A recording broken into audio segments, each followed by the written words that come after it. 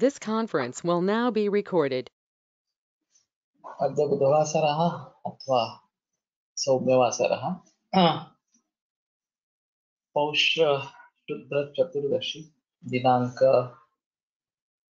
27 जानेवारी 2021 पतंजलि योग सूत्र मैत्रीकरणादुदितोपेक्षाणां सह दुःख पुण्य विषयाणां भावनात्मक चित्त प्रसादनम्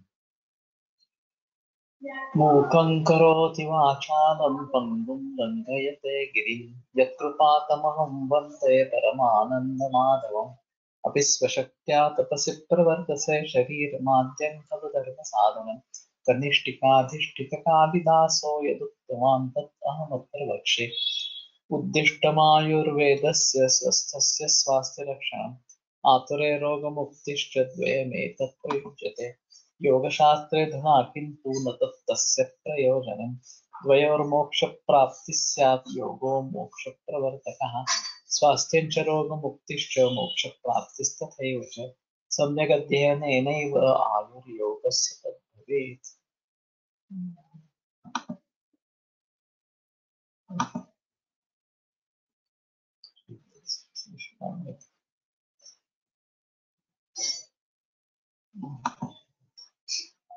प्रथमोऽध्यायः समाधिपादः अथ योगानुशासनं योगश्चित्तवृत्तिनिरोधः तदा द्रष्टुस्वरूपेव स्थानं वृत्तिसारूप्यमितरत्र वृत्तयः पञ्चतयः क्लिष्टाः प्रमाणविपर्ययविकल्पनिद्रास्मृतयः प्रत्यक्षानुमानागमाः प्रमाणानि विपर्ययमिथ्याज्ञानम् अतद्रूपप्रतिष्ठं शब्दज्ञानानुपाती वस्तुशून्यो विकल्पः अभाव प्रत्यालंबना वृत्तिर्निद्रा अनुभूत विषया संप्रमोषः स्मृतिः अभ्यास वैराग्याभ्यां तन्निरोधः तत्र स्थितौ यत्नोऽभ्यासः स तु दीर्घकाल नैरन्तर्य सत्कारा सेवितो दृढभूमिः दृष्टानुश्रविक विषय वितृष्णस्य वशीकार संज्ञा वैराग्यं तत्परं पुरुष ख्यातिर्गुणवैतृष्ण्यम् वितर्क विचारानन्दास्मितारूपानुगमात् सम्प्रज्ञातः विराम प्रत्ययाभ्यास पूर्वः संस्कार शेषोऽन्यः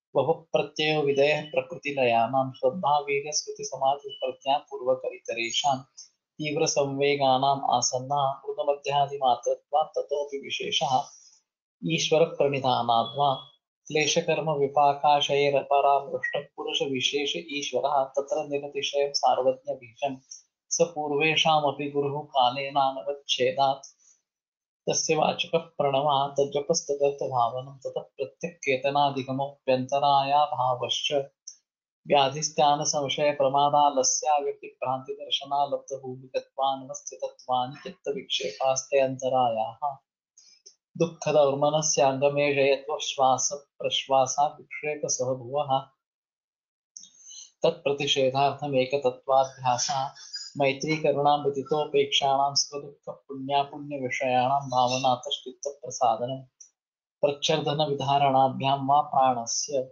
विषयवती वा प्रवृत्तिरुत्पन्ना मनसस्थितिनिबन्धिनी विशोका वा ज्योतिष्मती वीतरागविषयं वा चित्तं स्वप्ननिद्राज्ञानालम्बनं वा यथा विमतध्यानाद् वा परमाणुपरममहत्त्वान्तोऽस्य वशीकारः क्षीणवृत्तिरभिजातस्यैव मणेर्ग्रहीतृग्रहणग्राह्येषु तस्तदञ्जनता समापत्तिः तत्र शब्दार्थज्ञानविकल्पैः सङ्कीर्णा सवितर्का समापत्तिः स्मृतिपरिशुद्धौ स्वरूपशून्येव अर्थमात्रनिर्भासा निर्वितर्का एतयैव सविचारा निर्विचारा च सूक्ष्मविषया व्याख्याता सूक्ष्मविषयत्वं चालिङ्गपर्यवसानं ता एव स बीजः समाधिः निर्विचारवैशारद्येऽध्यात्मप्रसादः प्रथमभरा तत्र प्रज्ञा श्रुतानुमानप्रज्ञाभ्याम् अन्यविषया विशेषार्थत्वात् तद्यत्संस्कारोऽन्यसंस्कारप्रतिबन्धी तस्यापि निरोधे निसर्गनिरोधात् निर्बीजः समाधिः इति पतञ्जलिविरचिते योगसूत्रे प्रथमः समाधिपादः।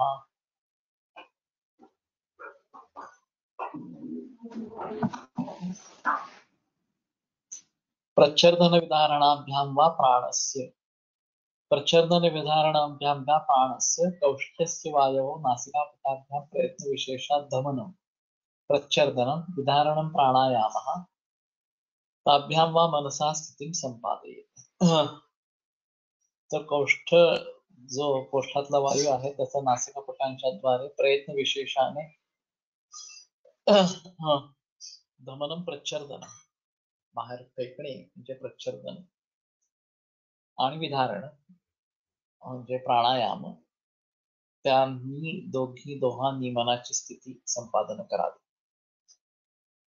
तर मागच्या वेळेला मैत्री करुणामध्ये तो सकल पुण्य विषयाना भावनातश्चित्त प्रसादन अशा प्रकारचं सूत्र चाललेलं होतं. आणि सुखाशी मैत्री आणि दुःखाविषयी करुणा बुद्धी जागृत करावी, भावना जागृत करावी यापर्यंत आलो होतो. तर कारुण्य हे खऱ्या अर्थाने एखाद्या व्यक्तीचा स्थायीभाव अशा स्वरूपाचा असतो आणि ते कदाचित डेव्हलपही या सगळ्या प्रकरणामध्ये डेव्हलपही करता येतं असं एकंदरीत दिसतं. आणि मग तशा प्रकारची करुणा निर्माण झाली तर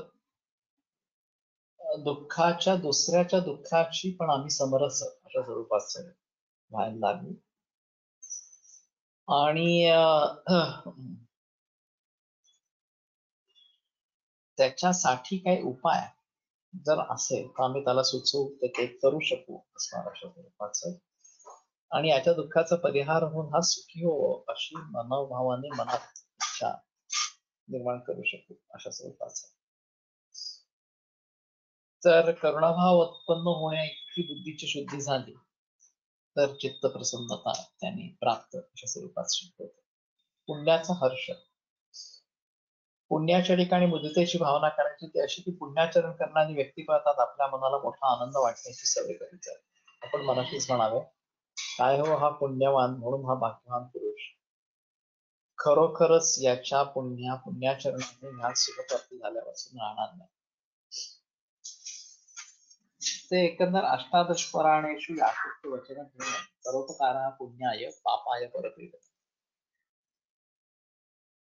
एकंदर व्यास वचनांमध्ये दोन वचन जास्त श्रेष्ठ अशा स्वरूपाचे आहेत की परोपकार हा पुण्यासाठी कारणीभूत अशा स्वरूपाचा होतो आणि परपीडा ही पापासाठी कारणीभूत अशा स्वरूपाची होते. आणि मग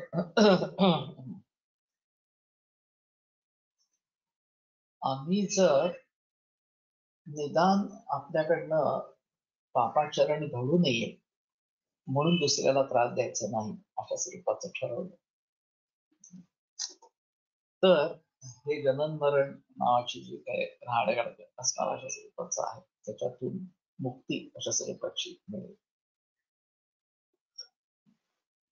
तर एखादी पुण्य करणारी पुण्यवान अशा स्वरूपाची व्यक्ती दिसली की आनंद आम्हाला व्हावा किती छान पुण्यवान व्यक्ती भेटली आपल्याला आणि त्याच्यामुळे आपल्याला आनंद अशा स्वरूपाचा झाला.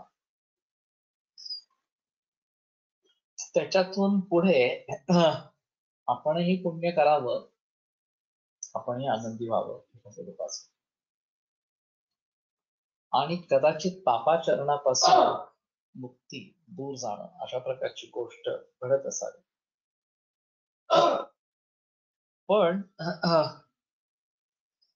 मुदिता अशा प्रकारची किंवा हर्षित अशा स्वरूपाची जर वृत्ती झाली तर आपणही त्याच्यासारखं होण्याचा प्रयत्न करावा, आपल्यालाही पुण्य प्राप्त व्हावं अशी भावना निर्माण होऊ शकेल पुढे. आणि मग पुण्याविषयीची ओढ अशा प्रकारची निर्माण होणं अशी गोष्ट घडू शकेल. तर याचा उपयोग पापापासून निवृत्ती करणं ह्यासाठी म्हणून होऊ शकतो अशा स्वरूपाचा आहे. तर उपकार प्रधानस्य अपकार परेत्करव असा जो वाक्पटातला निर्देश आहे त्या अपकार करणाऱ्या अशा शत्रूवर सुद्धा उपकार प्रधान अशा स्वरूपाचा असतो. काही लोक म्हणतील हे काही फार व्यावहारिक असणार अशा स्वरूपाचं नाही.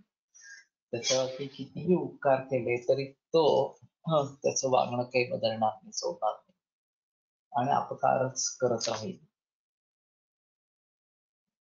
पण हे काही काळापर्यंत अशा प्रकारचं असू शकतं. नंतर मात्र त्याच्यामध्ये त्या प्रकारचे बदल घडू शकतात. पण निदान आपण अपकार करायला नकोय, आपण पापकर्म करायला नको, ही भावना जरी त्यातनं वाढीला लागली तरी आपली दुःखापासून मुक्ती अशा स्वरूपाची होऊ शकते. आणि म्हणून पूर्वी सुदिनं भवत दर्शनात असं म्हणण्याची एक प्रथा आहे की अशा प्रकारची पुण्यवान व्यक्ती समोर दिसली की अरे वा वा, आज माझा फार चांगला दिवस आहे, तुमचं दर्शन झालं, त्यामध्ये असणार अशा स्वरूपाचं. तर तुमच्या दर्शनाने मला आनंद झाला, मला पुण्याशी अशा स्वरूपाची व्यक्ती बघायला मिळाली. असं जर झालं तर चित्त प्रसादन नावाची गोष्ट आहे, हर्ष यातनं निर्माण होतो. आणि मग जे चित्त व्याकुळ होणं, चित्त दुःखी कष्टी अशा स्वरूपाचं होणं, ह्या सगळ्यांपासून आपण अलिप्त आणि चांगल्या स्थितीमध्ये अशा स्वरूपाचं जातो. पुढचा जो आहे तो पापाची उपेक्षा. न पापी न पापे की पापीस्या असं संग्रहातलं एक सद्वृत्तामधलं वचन आहे की पाप करणाऱ्या माणसाच्या बाबतीत सुद्धा पापी असू नये, आपण स्वतः पाप करणार असं होऊ नये असणार अशा स्वरूपाचं. तर तो त्याच्या पापाचरणामुळे दुर्गतीला जाणारच आहे. आपणही स्वतःवरती दुर्गती कशाला ओढवून घ्यायची. त्याच्या बाबतीमध्ये उदासीनता बाळगावी, ती त्याची उपेक्षा करावी. आणि ठीक आहे, त्याला त्याच्या पापाचं फळ मिळणारच आहे. तर आपल्या पापाचरणाचे दुःखरूप फल आपल्यास भोगावे लागेल, तसं त्यापासून निवृत्त व्हावे असा विचार न करता हा पापाचरण करीत आहे, तेव्हा याला त्याचे दुःखरूप फल अवश्य भोगावे लागणार आहे. मग त्याला त्याबद्दल चांगले शासन घडावे अशी इच्छा मी का धरावी, माझे चित्त कलुषी भावास का न्यावे, तेव्हा या मनुष्याकडे त्याच्या पापाचरणाकडे मी दुर्लक्ष करावे हे बरे. अशा विचाराने त्या मनुष्याच्या हातून घडणाऱ्या पापाविषयी आपण एक प्रकारची तापस्याची उदासीनतेची उपेक्षेची वृत्ती धारण केली, म्हणजे ती त्या व्यक्तीच्या हातून घडणाऱ्या पापाविषयी म्हणजे सुद्धा सांगितलेल्या अपुण्याविषयी उपेक्षा भावना अशा स्वरूपाची झाली. अशा रीतीने या चार भावना व्यवहारकाली वारंवार करत गेल्याने तशा भावनांची आपणास सवय होते आणि कालेकरून तो आपला स्वभावच होतो आणि यामुळे चित्तातील दोष नाहीसे होतात. अशा रीतीने चित्त निर्मल, प्रशांत आणि प्रसन्न झाल्याने त्याच्या ठिकाणी उत्पन्न होणारे स्थानादी विक्षेप आणि दौर्मनस्य हा उपद्रव सहजच नाश पावतात. सुखी मनुष्याविषयी आत्मीयतेची मैत्री भावना केल्याने मला हे सुख नाही अशा विचाराने वाटणारा खेद होण्याचे कारणच नाहीसे होते. याला हे सुख मिळाले तसले मीही मिळून अशा प्रकारची राजर्ष ईर्षा उत्पन्नच होत नाही. मुलांचे सर्व प्रकारचे वैभव पाहून मातेच्या मनाची प्रसन्नता वाटते, ती मैत्री भावनेमुळे वाटू लागते.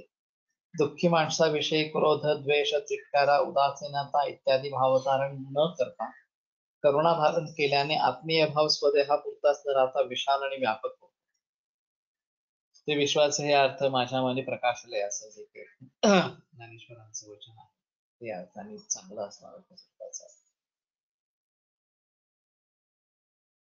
आणि मग हे सर्वच लोक सुखी होऊन निरोगी होत सर्वांस आपले उद्दिष्ट प्राप्त हो, या जगातील कोणत्याच प्राण्याला दुःख न प्राप्त न हो. दुरितांचे तुम्ही रदाहो विश्वस्वधर्म सूर्ये पाहो, जो जे वांछील तो ते लाहो पाणी टाक. ही ज्ञानेश्वरांनी जी काही मागणी अशा स्वरूपाची म्हणून केलेली आहे ती केवढी उदात्त असणार. की जे दुरित आहेत त्यांचे तिमिर अशा स्वरूपाचं जावं, त्यांचा अंधकार दूर होवो, त्यांना स्पष्टपणे ते काय करतायत, काय करायला पाहिजे याची जाणीव अशा स्वरूपाची होवो. विश्वस्वधर्म सूर्ये पाहो, जो जे वांछील तो ते लाहो पाणी टाक. ज्याला ज्याला ज्या प्रकारची इच्छा आहे ते त्याला प्राप्त व्हावं. अर्थात चांगल्याचीच इच्छा निर्माण व्हावी आणि त्याची पूर्ती व्हावी, हा त्यातला एक महत्वाचा अशा स्वरूपाचा मुद्दा आहे. अशा प्रकारच्या सद्वासना स्फूर्तीने चित्त निर्मल आणि प्रसन्न होते. पुण्याविषयी बुद्धीचा धारण केल्याने आपली प्रवृत्ती पुण्याचरणाकडे स्वाभाविकपणे होत जाते आणि पापाचरणी माणूस साधारणतः उपेक्षा बुद्धी धारण केल्याने आपल्या चित्तात क्रोध द्वेषादी राजस भाव उत्पन्न होत नाही आणि त्यातल्या पापाकडे स्वचित्ताची धाव बंद होते. इथं पापाचरण केल्यानंतर आता नाही तर नंतर कधीतरी का होईना पण दुःख भोगावे लागणार आहे, ही भावना मनाशी असली तर किमान पापाचरणाकडची प्रवृत्ती बंद होते, कमी होते. नाहीतर आत्ताच्या जमान्यामध्ये अमुक एक अपराध केल्यानंतर अमुक एक शासन मिळेल याची कुठलीच शाश्वती अशा स्वरूपाची नसल्यामुळे केलं तर काय बिघडणार आहे, कोण मला काय करणार आहे, अशा प्रकारची बेदरकार वृत्ती निर्माण होऊ शकते आणि मग बुडत्याचा पाय खोला या पद्धतीने पापाचरण वाढत जाते. तर हे जर सगळं टळायला हवं असेल तर त्याला पापाचरणाविषयीचा धाक किंवा भीती अशा स्वरूपाची असायला हवी. वाल्याकोळी जेव्हा लुटमार करत होता, लोकांना मारत होता, तेव्हा त्याचं असं म्हणणं होतं की कुटुंबाच्या पोषणासाठी तो करतोय आणि कुटुंबाचं पोषण करणं, पालन पोषण करणं ही त्याची जबाबदारी आहे, त्या तो त्याचं कर्तव्य पार पाडतो आणि यात काही गैर असणार अशा स्वरूपाचं नाही. ज्ञान अर्धाने त्याला विचारलं की तू कुटुंबियांना लक्षात घेतलंयस का, ते काही पापाचरण करतोयस आता, तर ह्यात सहभागी तुझी मुलं बायको अशा आहेत का? तो म्हणला असायलाच पाहिजेत, मी त्यांच्यासाठी सर करतोय सगळं असणार. म्हणजे नाही विचारून ये. विचारल्यावर मुलांनी आणि बायकोने कानावर हात ठेवला, आम्हाला काय माहिती तुम्ही कसे पैसे आणताय, काय करताय. आणि अशा प्रकारच्या लोकांना मारून तुम्ही जर पैसे मिळवत असाल तर ते मोठं पाप आणि त्या पापात आम्ही सहभागी नाही. तेव्हा मग वाल्याकोळ्याचे डोळे उघडले. पण असं म्हणतात ना, म्हणजे समजा आपण एखाद्याला मारण्याचा काहीतरी खून दिला, मारलं दुसऱ्यांनी, पण तरी तुमच्या डोक्यात केला असेल, सगळं कुटुंब सुद्धा सहभागी नाही आहोत मारण्यासाठी. म्हणजे मारलं कोणासाठी, पोटा पाण्यासाठी, खातात कोण, सगळं कुटुंब, तर ते सगळं कुटुंब त्याला सामील होतच नाही होणार. म्हणजे आता ते त्यांना माहिती नव्हतं असा इश्यू कुटुंबियांना माहिती नव्हतं आणि म्हणून ते ठीक आहे वडील आहेत आणि आपल्याला पैसे आणून देत आहेत किंवा आपला उदरनिर्वाह त्याच्यावर चालू आहे. जेव्हा हे सगळं जाणून बुजून अशा स्वरूपाचं काहीतरी होतं तेव्हा मात्र आम्ही त्याच्यात पापाचरणामध्ये सहभागी स्वरूपाचे निश्चितपणे. जेव्हा ही जाणीव झाली तेव्हा त्याने सांगितलं की ठीक आहे, आम्हाला आमच्यात सहभाग नाही, याचे कर्माचे फल भोगणारे तुम्हीच अशा स्वरूपाचे राहाल. मन अर्धाने उपदेश केला आणि रामनामाच्या जपाचा आदेश दिला आणि पुढे त्याचा वाल्मिकी ऋषी अशा स्वरूपाचा झाला. तर पापाचरणाकडे प्रवृत्ती होणं स्वाभाविक अशा स्वरूपाचं असतं, कारण सुखासाठी तो जवळचा मार्ग असतो. संग्रहामध्ये अशा प्रकारचं एक सूत्र आलेलं की प्रामाणिकपणे कष्ट करून पैसे मिळत नसल्यामुळे दानधर्म वगैरे अशा स्वरूपाच्या गोष्टी काही करता येत नसतील तर त्याच्याविषयी खंत बाळगू नये असं. एका बाजूला धनैषणा सांगितलेली आहे की योग्य मार्गाने धन मिळवावं, पण योग्य मार्गाने प्रयत्न करून धन मिळत नसेल तर अयोग्य मार्गाने धन मिळवावा आणि दानधर्म करावा असं अजिबातच अपेक्षित नाही. असं करणारे तर खूप लोक आहेत. म्हणजे बालाजीची हुंडी दर तासा 2 तासाला भरते आणि त्यात नोटांपासून अलंकारांपासून सोन्यापासून वाटतील त्या गोष्टी पडलेल्या असतात. ते कशामुळे येतं तर आपण अशा प्रकारचा काहीतरी दानधर्म केला म्हणजे आपलं पापक्षालन होईल, आपल्याला पापापासून मुक्ती मिळेल अशा प्रकारची मनामध्ये भावना असल्यामुळे लोक या मार्गाचा अवलंब करतात. पण ते असा नाही विचार करत की आपलं पापाचरण करून नंतर पापक्षालनासाठी अशा प्रकारचा दानधर्म करण्यापेक्षा पापाचरण केलंच नाही तर किती बरं होईल. कोणते तेवढे पैसे जमा नाही होणार पण त्याने काय फरक पडत नाही खरं तर अशा स्वरूपाचा. माझ्याजवळ पैसे नाहीच आहेत आणि म्हणून दिले नाही अशा स्वरूपाचं जर प्रकरण असेल तर त्यात अडचणीचा मुद्दा असता कामा नये. पण पापाचरणाकडे प्रवृत्ती का होते तर सुख त्यातनं लवकर मिळवता येतं, विशेषतः पैशाचं सुख लवकर मिळवता येतं आणि पैशावरती बरीच इतर सुख अवलंबून असतात. त्यामुळे पैसे मिळाले की आपण सुखी होऊ अशी बऱ्याच लोकांची संकल्पना असते. तर त्याला लौकिक सुख असं म्हणतात. त्या सुखाची साधनं पैशाने मिळवता येतात. सुख मिळवता येतं असं नाहीये, सांगता येत त्याच्याविषयी. आणि अशा प्रकारची साधनं नसतानाही माणूस सुख असू शकतो कारण सुखाची संकल्पनाच भिन्न असते. सॉक्रेटिसच्या बाबतीमध्ये असं आहे की तो अलेक्झांडर त्याच्या समोर उभा होता, तुला काय हवं ते माग असं त्यांनी सांगितलं. त्या सॉक्रेटिसने सांगितलं की काय नाही तुम्ही जर बाजूला सरका म्हणजे मला ऊन खावते. राजाला वाटलं मी केवढा श्रीमंत आणि मी काय वाटते ते ह्याला देऊ शकतो, मी त्याला वाटते ते मागायला सांगितलं आणि आम्ही काय सांगितलं मला त्या बाजूला होत म्हणजे मला ऊन खाता येईल. तेव्हा सुखाच्या संकल्पना भिन्न अशा प्रकारच्या असतात. ही जी एक मोठी गैरसमजूत आहे की पैशाने सुख विकत घेता येतात ती चुकीची आहे. पैशाने सुखाची साधनं विकत घेता येतात. तर पैशाने सुख मिळतं किंवा सुख विकत घेता येतं असं अजिबातच नाही. माझ्याकडे कार असेल, माझ्याकडे एअर कंडिशनर असेल, माझ्याकडे ऍक्सिडेंट काय फलाना असेल, अशी सगळी जी काही सुखाची साधनं म्हणून आहेत ती मला विकत घेता येतात.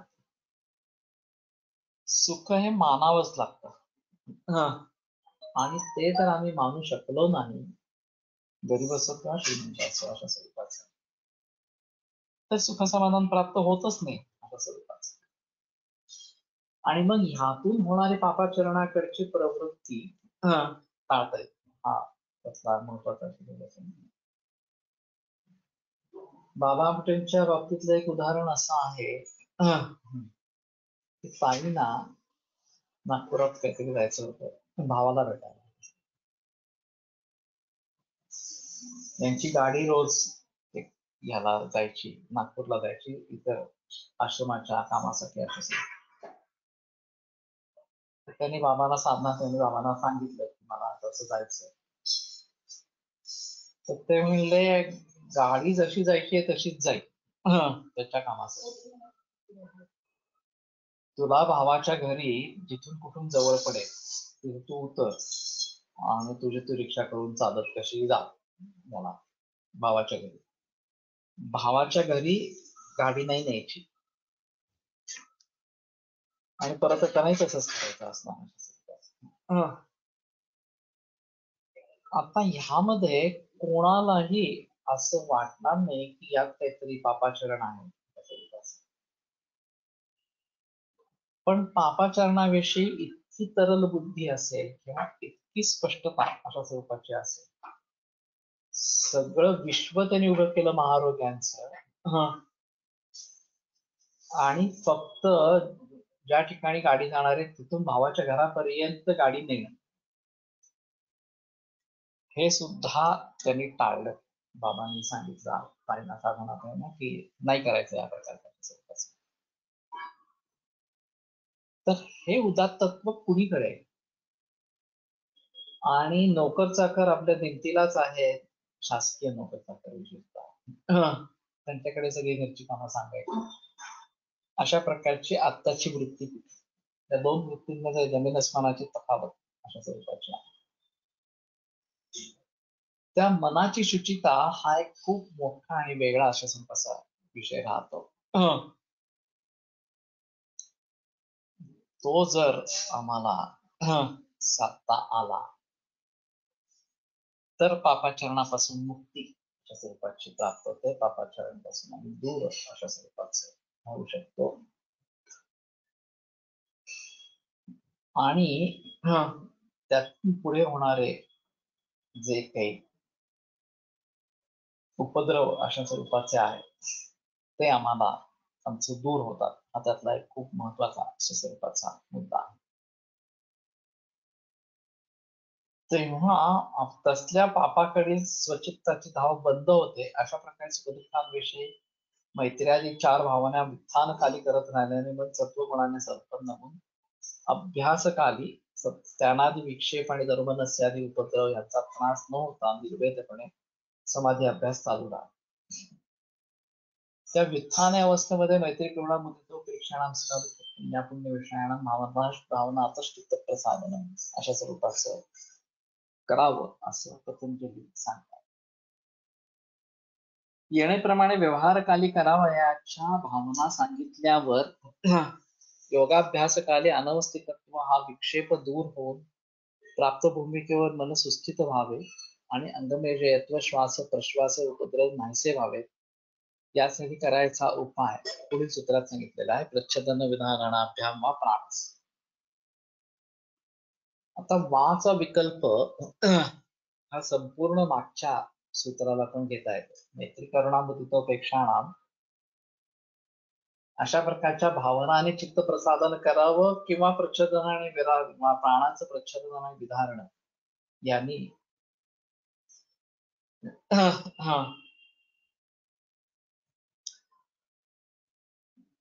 चित्त प्रसादन अशा स्वरूपाचं करावं असे अर्थ घेता येऊ शकतात असणारे. यांनी प्रच्छदन आणि विधारण याच्या संदर्भामध्ये वेगळा विचार केलाय. प्राणवायूचे प्रच्छदन म्हणजे तो संपूर्णतः बाहेर सोडणे म्हणजे रेचक करणे, आणि मग त्याचे विधारण म्हणजे वायू बाहेर सोडल्यानंतर तो आत येऊ न देता तसाच बाहेर धारण करणे म्हणजे माझे करणे. या दोन उपायांनी मागील सूत्रात सांगितलेले चित्तप्रसादन. तर चित्तप्रसादनाचा विषय आहे आणि सुखदुःख पुण्य अपुण्य अशा प्रकारचे विषय आमच्या सभोवताली असणार आहेत आणि त्यांच्या योगानं चित्त विक्षेप निर्माण होणार आणि त्यांचे उपद्रव हे पण निर्माण होणार आणि मग या सगळ्याचा एकंदर परिणाम समाधी अवस्था साध्य होणार नाही, चित्तवृत्तींचा निरोध होणार नाही या प्रकरणामध्ये होईल. हे सगळं जर प्रकरण टाळायला स्वरूपाचं हवं असेल तर दुसरा उपाय काय या सगळ्या गोष्टीला, तर प्रच्छदन आणि विधारण असं प्राणास. ऍज पर आयुर्वेद मनाचे अणुत्व आणि एकत्व गुणामुळे transformation can happen at once. It seems easy but practically very difficult.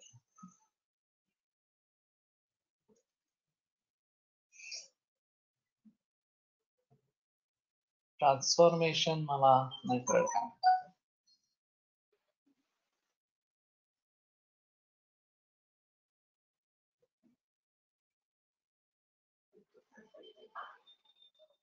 Transformation into what? मन अणु आणि एकच अशा स्वरूपाचा असल्यामुळे ते ज्या इंद्रियाशी संयुक्त पावे त्या इंद्रियाचं ज्ञान त्यांनी म्हणून येत राहील. आणि सुखदुःख पुण्यापुण्य अशा प्रकारचे विषय असताना त्यांनी कलुषितत्व प्राप्त होईल जर आम्ही मैत्री, करुणा, मुदिता आणि उपेक्षा अशा प्रकारच्या भावना त्या ठिकाणी केल्या नाही तर चित्त कालुष्य अशा स्वरूपाचं प्राप्त होईल आणि मग त्यामुळे चित्तवृत्तींचा निरोध हा होणार नाही असं त्याच्यामधला महत्वाचा मुद्दा. तर अशा स्थितीमध्ये प्रच्छदने विधारण अशा स्वरूपाचं जर केलं प्राणाचं तरी सुद्धा चित्तप्रसन्नता होईल असं म्हणणं आहे. तर मैत्री, करुणा, मुदिता आणि उपेक्षा या भावना निश्चित दशेमध्ये करत राहणं ही गोष्ट कम्पॅरेटिव्हली अवघड आहे. कारण हा शेवटी मनाच्या व्यापाराशी संबंधित. लाईक चंचलता तो स्थिरत्व टू स्थिरता एक्सेट्रा.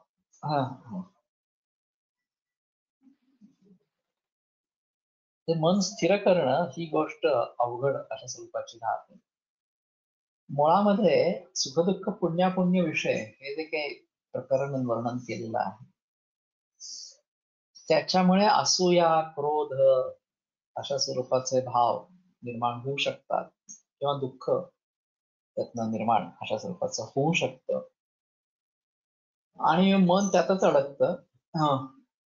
आणि मैत्री, करुणा, मुदिता आणि उपेक्षा अशा स्वरूपाचं केलं तर चित्तप्रसादन होईल या चारींच्या बाबतीमध्ये असं एकंदर सांगण्याचा तात्पर्य आहे असं आहे.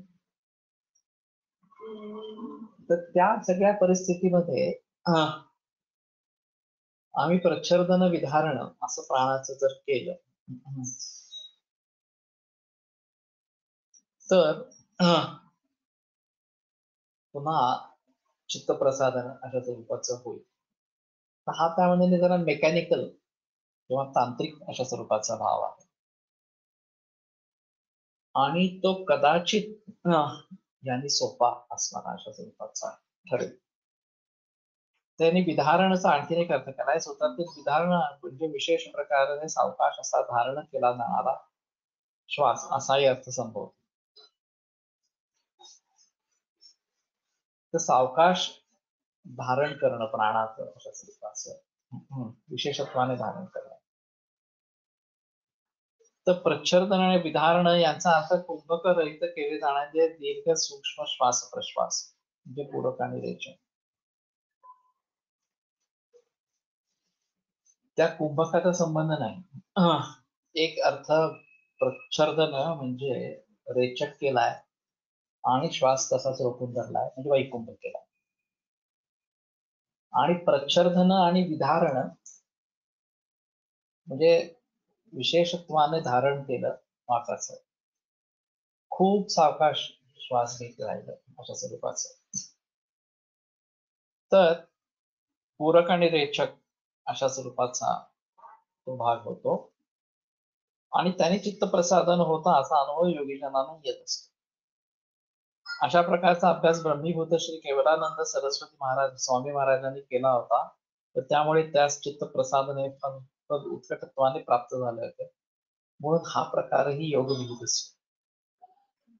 ज्ञानेश्वरांनी एक उदाहरण सांगितलेलं होतं की नित्यानंद स्वामी याच्यामध्ये हिमालयामध्ये त्यांचा आश्रम आणि संपूर्ण आसमंतामध्ये सुगंध भरलेला अशा स्वरूपाचा. आणि ते जसे जसे जवळ जायला लागले तसं लक्षात आलं की त्यांचा खूप दीर्घ श्वास प्रश्वास चालू आहे. अर्धा तास श्वास आत घेणं आणि अर्धा तास श्वास बाहेर सोडणं इतक्या सावकाश संथ लयीमध्ये ते प्राणायाम अशा स्वरूपाचा करत होते आणि त्याच्यामुळे संपूर्ण वातावरणाला एक सुगंध अशा स्वरूपाचा प्राप्त झालेला. तर प्रच्छर्दन आणि विधारण, तर नॉर्मल जो अर्थ केला जातो तो बहिकुंभ हा अर्थ केला जातो, की बाहेर सोडलाय, विरेचन केलेला आहे आणि श्वास हात येऊ दिलेला नाहीये. तर असं श्वास सोडलेल्या स्थितीमध्ये जास्त काळ थांबणं शक्य नसतं. 2-5 सेकंद, 10 सेकंद खूप झाले. अभ्यासाने हे हळूहळू हळू आणखी वाढवता अशा स्वरूपाचं येईल. आणि मग त्याने चित्तप्रसादन घडून येईल. जी काही आपल्या मनामध्ये ज्या काही मनोवृत्ती अशा स्वरूपाच्या निर्माण होत आहेत, ज्या चित्तवृत्ती निर्माण होत आहेत, त्या तिथंच थांबतील. चित्तवृत्ती निर्माण होणार नाही, चित्त एकाग्र अशा स्वरूपाचं. हा जो दुसरा अर्थ आहे प्रच्छर्दन आणि विधारण, विशेषत्वाने धारण अशा स्वरूपाचं प्राणाचं, तेव्हा खूप सावकाश अशा स्वरूपाचा प्राण घेत राहिलं, त्याचं धारण करत राहिलंय, बाहेर जाऊ दिलेलं नाही. आणि मग एक संपृक्तता अशा स्वरूपाची आली की खूप सावकाश त्याचं रेचन अशा स्वरूपाचं केलंय. जसं ते आता मी म्हणलं तर अर्धा तास श्वास घेणं आणि अर्धा तास श्वास सोडणं, एवढ्या संथ अशा प्रकारची जर स्थिती प्राप्त झाली अभ्यासाने असणाऱ्या तर त्यांनी ही चित्तप्रसादन अशा स्वरूपाचं होतं. तेव्हा हे थोडस तांत्रिक असणाऱ्या अशा स्वरूपाचं आहे. भावना मनामध्ये जागृत करून चित्तप्रसादन करणं हे थोडं जास्त अवघड असणार अशा स्वरूपाचं आहे. पण आपणच आपल्या शास्त्रावरती लक्ष केंद्रित केलं, पूर्ण खोल श्वास घेतला, सोडला, रेचन झालं आणि मग अशा सोडलेल्या स्थितीमध्ये थांबून राहिलो, तर आमचं मन इकडे तिकडे कुठे भटकण्याची शक्यता राहत नाही. जसं क्रोध आल्यानंतर 10 कडे मोजायला सांगतात, तर त्याने काय होतं की तो जो विषय डोक्यात भिनलेला असतो की याच्याविषयी मला भयंकर राग आलेला असणार, तो त्या विषयापासून मन वेगळं होतं आणि आकडे मोजण्यामध्ये गुंततो. 1, 2, 3, 4 स्वरूपाचं. आणि मग ती क्रोधाची भावना कमी होते. तसं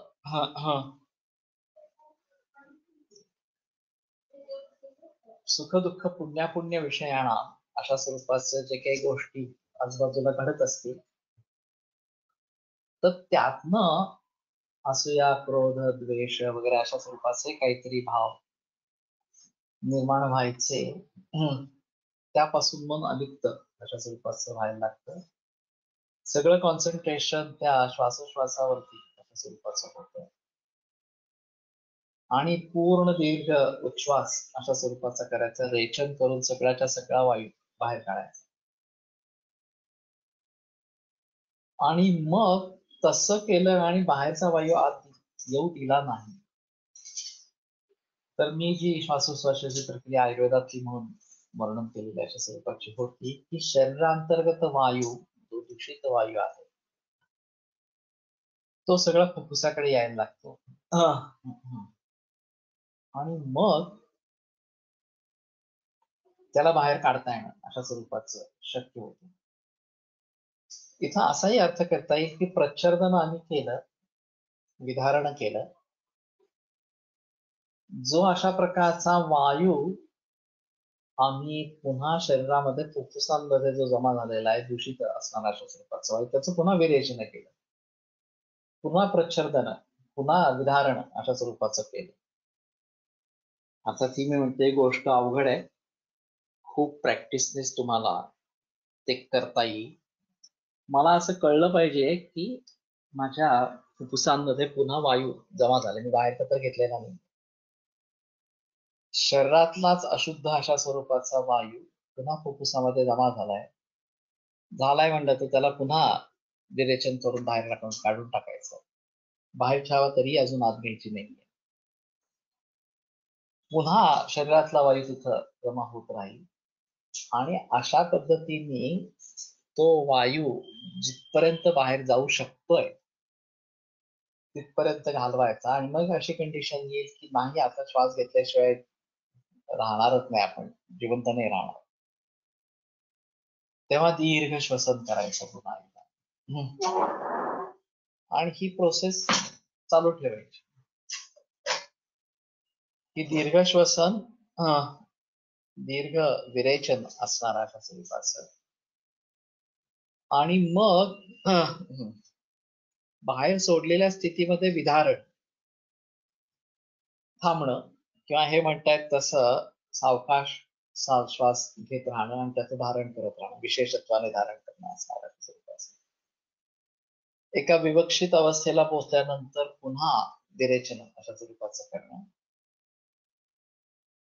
किंवा मी जसं म्हणतोय तसं आता शरीरस्थ वायूला पुन्हा हृदयरूपी फुफ्फुसरूपी कोष्ठामध्ये येऊ देणं आणि त्याला बाहेर घालत राहणं. मी त्याला असं म्हणलं होतं की कपालभाती करायची त्यावेळेला आणि कपालभाती करून आहे तो दोष बाहेर घालवण्याचा प्रयत्न करायचा. वातदोष या पद्धतीने फुफ्फुसात एकवटून बाहेर काढता येईल का ऊर्ध्व मार्गाने श्वासावाटे? तेच मी सांगतोय की ते करता येईल अशा स्वरूपाचं. तर शरीरातील मलिन अशा स्वरूपाचा वायू, अशुद्ध अशा स्वरूपाचा वायू प्रच्छर्दन आणि विधारण याच्या मार्फत बाहेर काढून टाकता येईल आणि त्याच वेळेला चित्त प्रसन्न पण होईल. चले वाते चलम चित्तम निश्चले निश्चलम भवे. वायू निश्चल झाला की चित्त पण निश्चल अशा स्वरूपाचं होतं आणि मनामध्ये येणारी कलुषता ही दूर होऊन मन प्रसन्न अशा स्वरूपाचं. तेव्हा या प्रकारे जर आम्ही करत राहिलो तर प्रच्छर्दन आणि विधारण यांनी पण प्राणाचं प्रच्छर्दन आणि विधारण यांनी पण चित्ताची प्रसन्नता प्राप्त होते. जीवमात्राच्या ठिकाणी श्वसनक्रिया निसर्गतः सर्व काळ चाललेली असते. प्राण्याचे स्थूल शरीर जसे अन्नापासून होते त्याप्रमाणे त्या शरीरातील सर्व इंद्रियांचे व्यापार श्वसनक्रियेमुळे चाललेले असतात. या श्वसनक्रियेचे सूक्ष्मपणे अवलोकन केल्यास हा श्वसन व्यापार कसा चाललेला असतो हे लक्षात येते. प्राणी जन्माला आला म्हणजे त्याच्या भोवती असलेले गर्भवेष्टन इत्यादी प्रतिबंध नाहीसे होऊन त्याच्या अंगास बाह्यवायूचा स्पर्श होताच तो पहिली जी क्रिया करतो तो प्राणवायू आत घेण्याची. त्याचप्रमाणे त्याच्या जीवनात अगदी शेवटची क्रिया कोणती घडत असेल तर ती प्राणवायू बाहेर सोडण्याची. म्हणजे जन्मकाली तो पहिला श्वास घेतो तर देहपाताच्या शेवटचा श्वास होतो. या दोहोंच्या मध्यकाळात सर्व जन्मभर श्वास प्रश्वास क्रिया अखंड चालू असते. हिच्यावर मनुष्याचे नुसते देह व्यापारच नाही तर त्याचे इच्छे यावत सर्व पराक्रम अवलंबून असतात. त्यामुळे या श्वसन क्रियेचे आपल्या जीवनात अत्यंत महत्व असते. या व्यापाराच्या नियंत्रणाचा मनोव्यापाराशी अत्यंत निकट संबंध असतो. त्यामुळे योगशास्त्रात प्राणाच्या आयामाचा म्हणजे नियंत्रणाचा विचार केला आहे. योगाची जी 8 अंगे आहेत त्यात प्राणायाम हे 4थे अंग आहे. या प्राणायामाचा विचार स्वतंत्रपणे योगशास्त्रकारांनी दुसऱ्या पदात केला आहे. प्रकृती सुद्धा प्राणायामासंबंधी जो विचार केलाय तो चित्त प्रसन्न होऊन स्थिर कसे करावे या मुख्य विषयाच्या अनुषंगाने केला. 33व्या सूत्रात युद्धांतकाली क्रमप्राप्त व्यवसाय करत असताना सुखी दुःखी पुण्यशील किंवा पापी व्यक्ती आढळल्यास त्या प्रसंगी कोणत्या भावना केल्याने चित्त प्रसादन होते आणि त्यामुळे योगाभ्यासकाली लाध्यादी विक्षेप आणि दुःखादी उपद्रव यांचे निरसन होते ते सांगितले. प्राणाचे प्रच्छर्दन आणि विधारण. आसनस्थित होऊन समाधी अभ्यास करत असताना अंगमेजयत्व आणि श्वासप्रश्वास हे उपद्रव निर्माण होतात.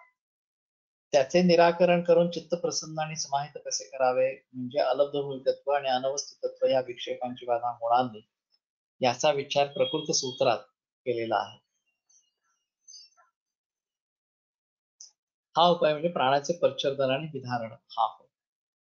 वर सांगितलेल्या श्वासप्रश्वास प्रक्रिया जरा बारकाईने सांगितलेली प्रश्वास प्रक्रिया जरा बारकाईने अवलोकली तर आपल्याला एका श्वास प्रश्वास कालात काय व्यापार घडतात हे समजून येते. आपल्या कोष्ठात जे आंतर इंद्रिय आहेत त्यांच्या काही स्नायूंची हालचाल होऊन बाहेरील वायू फुफ्फुस नामक पोकळी पेशींनी भरलेल्या इंद्रियात जातो.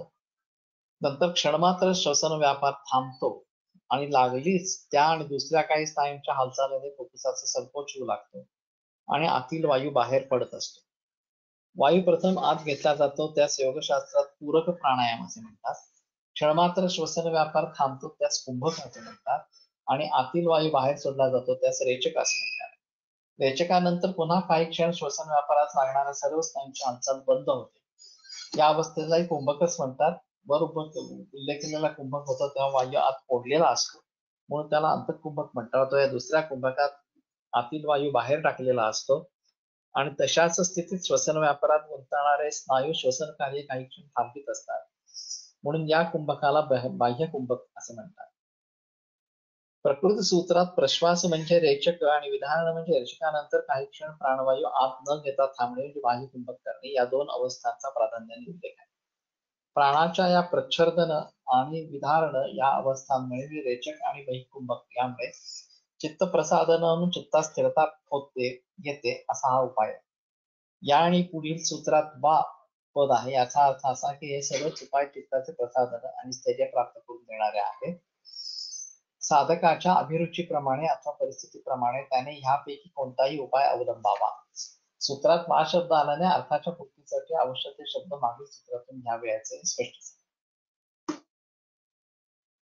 तर एक महत्वाचा मुद्दा या सगळ्यामध्ये असा की भावनातच चित्त प्रसादन ही पण गोष्ट घडणारच आहे आणि तीच गोष्ट प्रच्छर्दन आणि विधारण प्राणाचं जर झालं तर त्यांनी पण घडणार आहे चित्तप्रसादनाची. दोन्ही तुल्यबल आहेत. जेव्हा वा अशा स्वरूपाचा विषय येतो तेव्हा हा करावा किंवा तो करावा दोन्ही उपायाने तुम्हाला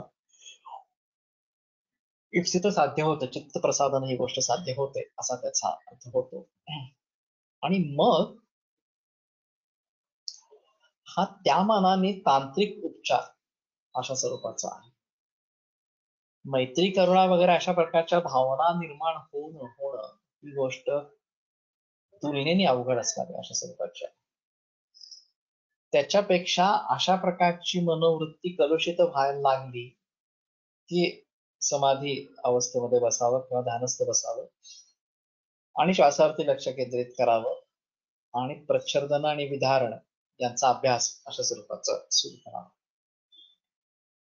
त्यात मी म्हणतोय तो आणखीन एक वेगळा विधारणातलाच पुढचा भाग टप्पा आहे की श्वास पूर्ण सोडलाय, बाहेरचा श्वास आत येऊ दिलेला नाही, बाहेरच्या हवा आत येऊ दिलेली नाही, पण शरीरातलीच हवा फुफ्फुसामध्ये येते. शाखा मर्मास्थ संधीकडून कोष्ठाकडे अशा स्वरूपाची फुफ्फुसावरती कोष्ठाकडे येते. आता पुन्हा फुफ्फुसामध्ये काही प्रमाणामध्ये हवा आहे, त्याचं पुन्हा रेचन करायचं, पुन्हा विधारण करायचं. असं कुठपर्यंत करायचं जोपर्यंत फुफ्फुसामध्ये शरीरातून मलिन वायू दूषित वायू येत राहतोय तोपर्यंत करायचं.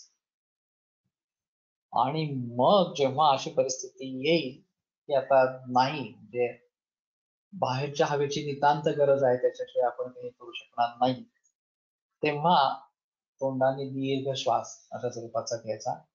पुन्हा विरेचन आणि बहिकुंभक यांची प्रॅक्टिस करायची. तर असं करत गेलं तर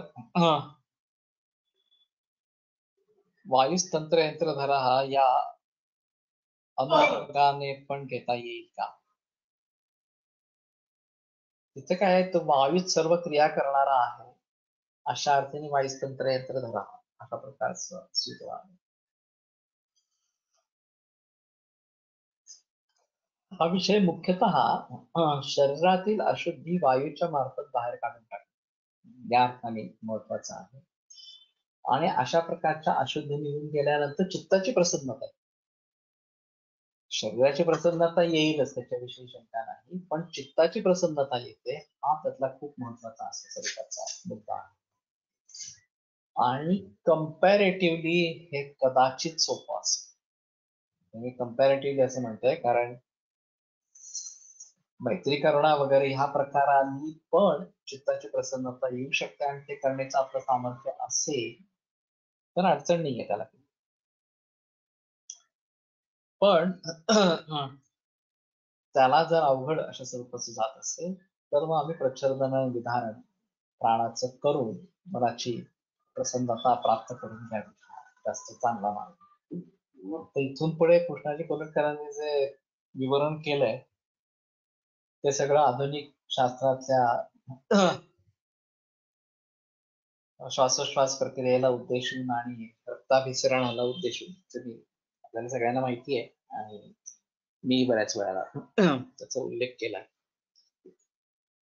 पण मला आता असं वाटतं की ह्याचा जर अभ्यास केला गेला, प्रच्छन्न आणि विधान या गोष्टींचा अभ्यास केला गेला आणि मी सांगतोय तसा केला गेला की बाहेर टाकून दिल्यानंतर कुंभक केलाय, शरीरांतर्गत वायू पुन्हा तिथे येऊ दिलाय, पुन्हा त्याचं विरेचन केलंय, पुन्हा धारण केलंय, पुन्हा येऊ दिलाय, पुन्हा प्रच्छोदन केलंय, पुन्हा धारण केलंय. असं जोपर्यंत माझी अशी स्थिती येते की मला आता श्वास घेणं गरजेचंच आहे तोपर्यंत करायचं आणि मग श्वास घ्यायची प्रसंग आला की श्वास घ्यायचा, पुन्हा ही प्रक्रिया चालू ठेवायची. तर मी स्वतःही करून बघेन आणि तुम्ही पण घरी ट्राय करून बघा अशा स्वरूपाचा. आणि मग त्याने चित्ताची प्रसन्नता येते का? पर्टिक्युलरली आपण दुःखी असताना, आपण चिडलेले असताना, संत्रस्त मन अशा स्वरूपाचा असताना यांनी चित्ताची प्रसन्नता येते का अशा स्वरूपाचा प्रयत्न नक्की करावा. आणि तसं जर साधलं तर आपल्याला चित्तवृत्ती निरोध चांगल्या अर्थाने जमायला लागेल. मला असं वाटतं की हा पुन्हा अभ्यासाचा विषय, अनुभवाचा विषय अशा स्वरूपाचा आहे, तो आपण जेवढा चांगला करता येईल तेवढा करूया. आज थांबूया. फेब्रुवारी पासून आठवड्यातून एकच वार बुधवारी फक्त हे घ्यायचं असं मी म्हणतोय आणि दवाखाना बंद ठेवायचा असा आहे. मला आता नवीन प्रयोग आहे. तर मी पण वायूप्रमाणे अमूर्त आहे का? मन पण मूर्त आहे. शरीर मन जे आहे ते मूर्त आहे आपल्या दृष्टीने, पण ते अणुत्व आणि एकत्व असं धर्म त्याच्या ठिकाणी आहे. पण ते अणु म्हणजे इतका अणु आहे की आपल्याला ते जणू काय अमूर्त असल्यासारखं स्वरूपाचं वाटतं, पण खऱ्या अर्थाने ते मूर्त आहे. अणु हे अमूर्त अशा स्वरूपाचं नाहीये. वायू अमूर्त असणार अशा स्वरूपाचं. थांबूया आणि पुढच्या बुधवारी पुन्हा पुढचं लेक्चर अशा स्वरूपाचं घेऊ. योगेन चित्तस्य पदेन वाचां मलं शरीरस्य च वैद्यकेन योपाकरोत्तं प्रवरं मुनीनां पतञ्जलिं प्राञ्जलिरान् विरम्यते व्याख्यानव्यापारात्. अग्रिमे बुधवासरे पुनरपि मिलिष्यामः. श्वः तावत् पुनः माधवनिदानपठनार्थं मिलिष्यामः.